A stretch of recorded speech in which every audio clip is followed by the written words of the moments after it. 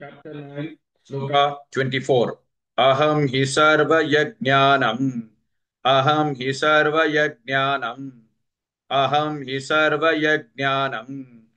Bhokta cha prabhureva cha. Bhokta cha prabhureva cha.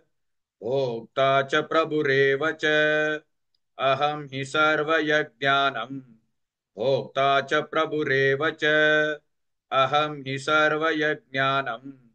भोक्ता च प्रभुरेव च अहं हि सर्वयज्ञानम् भोक्ता च प्रभुरेव च अहं हि सर्वयज्ञानम् भोक्ता च प्रभुरेव च अहं हि सर्वयज्ञानम् भोक्ता च प्रभुरेव च न तु माम् अभिजानन्ति न तु माम् अभिजानन्ति न तु माम् अभिजानन्ति तत्त्वेन तस्च्यवन्ति ते तत्त्वेन तस्च्यवन्ति ते तत्त्वेन तस्च्यवन्ति ते न तु माम् अभिजानन्ति तत्त्वेन तस्च्यवन्ति ते न तु माम् अभिजानन्ति तत्त्वेन तस्च्यवन्ति ते न तु माम् अभिजानन्ति तत्त्वेन तस्च्यवन्ति ते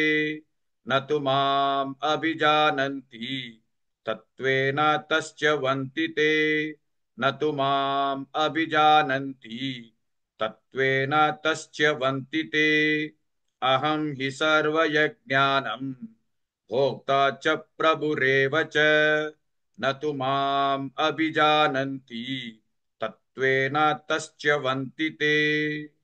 Please like and share this video because you could be instrumental in helping someone around the world recite the Srimad Bhagavad Gita, thereby helping them to have a life of unending opulence, victory and prosperity. This is mentioned in chapter 18, Sloka 78. Yes, don't forget to buy my book, Leadership Can Be Child's Play. Namaste.